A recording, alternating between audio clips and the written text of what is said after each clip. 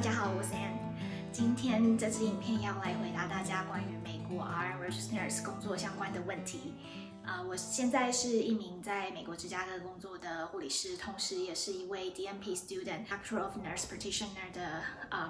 学生。过去陆陆续续收到许多网友提问一些在美国生活或者是工作的问题，所以为了更有效率呢，回答大家这些问题，几个月前呢，我就在自己的 IG 上面放了story， 然后欢迎大家提问关于美国 RN 工作相关的问题。那综合大家所提问的内容呢，大概整理了9个最常见的问题，在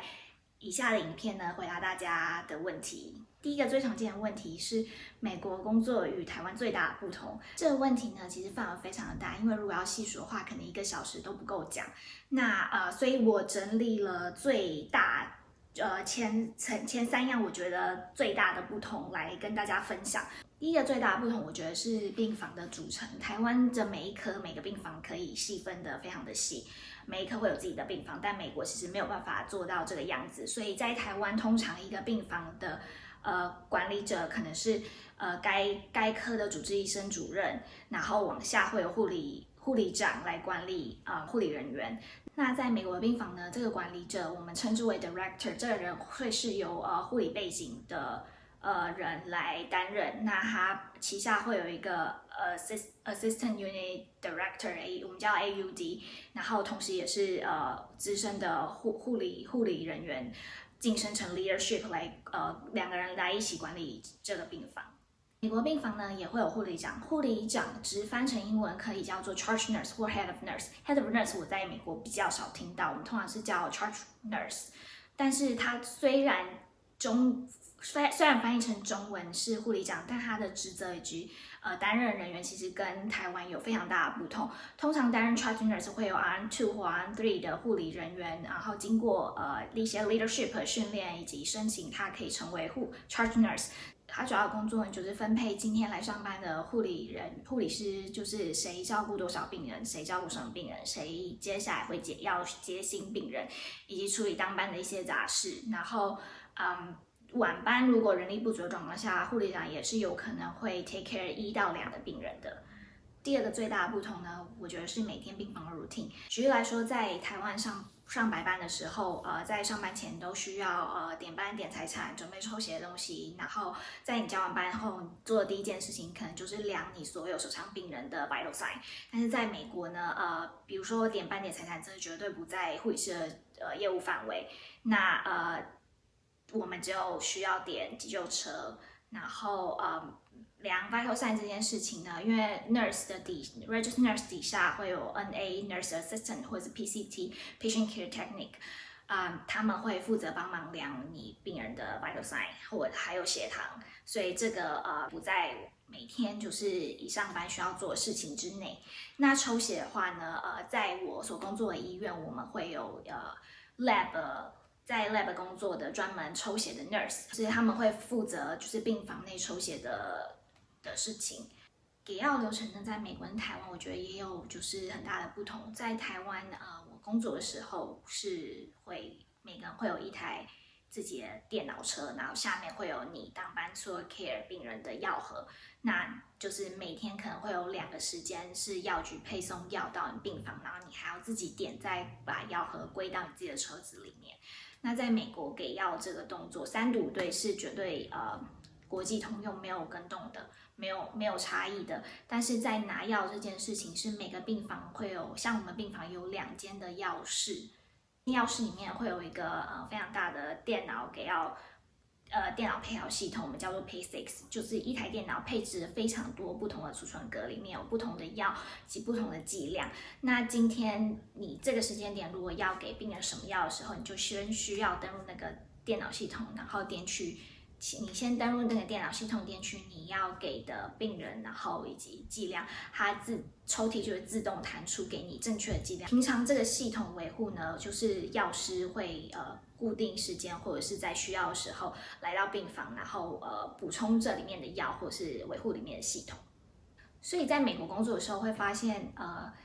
给药的动作没有办法像台湾那么迅速快速，因为你的药就在你身边，你随时可能一口气可以给，就是从一个病房就是可能你一口气可以连续给好几个病人，但是在美国就是正确的流程应该是给病人 A 的这个给药流程结束了之后呢，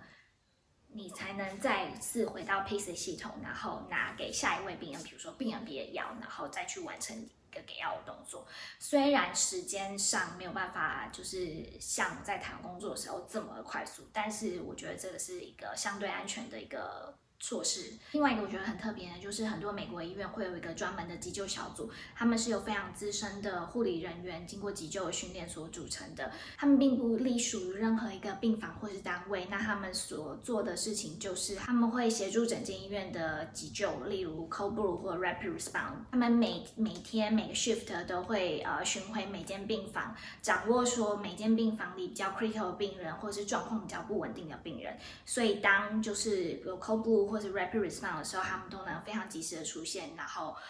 协助在单位的护理人员。在第三个最大的不同就是美国有非常多 RN Drive Protocol， 意思就是说，不需要任何的医嘱或是 order， 我们就可以依照我们专业判断能力，非常独立的做一些处置，或者是跟动医生的order。最常见的，比如说放置导尿管 Foley， 或是移除导尿管，或者是放置 NG。或者这个病人在打 heparin 点滴，例如说什么时间需要抽血，什么时间依照抽血的数值来跟动每小时输入的点滴输液的这些 order， 我们都可以就是 follow nurse 的 protocol， 然后直接开单，开抽血单以及开跟动点滴剂量的order。那另外就是给药 order，nurse 在电脑上面其实是有权限依照病人的状况来跟动给药的时间的。以上呢就是我整理，我觉得美国跟台湾前3个最大的不同，相似的地方呢还是非常的多。虽然有些不同，但这些不同呢，我觉得并不影响，就是我适应这个环境，甚至有些部分呢，我觉得是让我更 enjoy，就是护理师这个工作，然后上班步调也更为的顺畅。第二个问题呢是美国工作与台湾比较的优缺点。这个问题呢，可能前一题已经有一点沾到边了。那我先回答缺点好了，因为呢，我苦思了非常久，我觉得缺点可能就只有那1-2个。第一个可能就是语言以及文化上面的多少还是有一些隔阂，那这我觉得是初期入职场是需要努力逼迫自己成长并且克服的一环。第二个想得到的缺点，就以最近 COVID-19 的例子来说好了。虽然我所就职的医院呢，我觉得他们在面对 COVID-19 其实是respond 非常的快，该有的防护、该有的口罩、该有隔离衣，目前为止没有一天短缺过。不过我所知道的另外别家医院呢，确实是有口罩短缺，甚至在初期的时候告诉他的员工不应该戴口罩，或是可以不用戴口罩这件事情。那我觉得这部分就是多多少少有一些决策上面以及文化上面的差异，将员工暴露在风险之下的一个例子。那优点的部分呢，我觉得最大的应该是在美国工作的时候，我觉得护理这个专业是受到非常大的重视的，不管是从医院雇主的角度，或者是从其他专业人员，比如说医师、药师、物理治疗师、职能治疗师，其他专业的角度，甚至是从这个社会或者是病人。我觉得我的专业和我所做的事情呢，其实都得到非常大的尊重以及肯定。另外一个优点，就如同之前所说的，就是我觉得护理人员的角色在医院以及雇主的角度是非常非常受重视的。觉得不管是医院的政策，或者是单位的 director 或者是 leadership， 都很重视员工的意见。尽管有一些疏失或是错误的时候呢，被检讨的并不是把犯错的当事人推出来拿去公审，或者是替医院背书，而是反向的检讨整个医院的系统以及政策是否有这些问题。与台湾相比之下，另外一个优点呢，可能就是美国的排班非常弹性，他们非常重视个人休息的时间，然后绝对不会有连5或是连6这种情形，连4天上班大概是大家的极限。只要你自己的架构呢，通常请长假或者是 vacation 假，我觉得是没有什么困难，从来没有被刁难过的情况。第3个被问到的问题呢，就是 PTO 有多少天？PTO 呢，其实叫做 paid time off， 就是有被支付薪水的休假。以我所在医院为例呢，一个 full-time 的 registered nurse， 每个 pay period 大概会得到8.3个小时的 PTO hours。那一个 pay period 呢，在美国是指每2个礼拜会发一次薪水，所以大概是每工作80个小时，你就会得到8个小时的 PTO， 那1年呢大概会有27天，那当然是随着工作的年资会有所增长，那 manager 一定也比就是一般的 registered nurse 还要多。一个人的 PTO bank 里面 full time 的话，你最高可以累积280个小时，然后最高可以累积280个小时，那 part time 的话呢，最高则是可以累积200个小时。第4个最常见的问题呢，就是薪水有多少。Registered nurse 的薪水呢，我觉得在根据每一州甚至每个 city 会有相当大的差距，然后每间医院、公立医院、私立医院、medical center 或者是荣民医院 VA 的薪水呢，也会有很大的差距。那以芝加哥为例的话，如果算小时的话，大约是26到36都有听过，26的话可能就是刚毕业 nurse 入到医院的第一份薪水的起薪，那36的话可能就是 RN2 或是工作更久的 nurse。那以芝加哥为例，如果是 VA 就是荣民医院的话呢，是每个小时有听到可以破40的。平均来说 full time 的话，通常是1年61000到7万2都有。如果是纽约的话呢，薪水大概是7万到9万，那时薪可以40以上。那加州的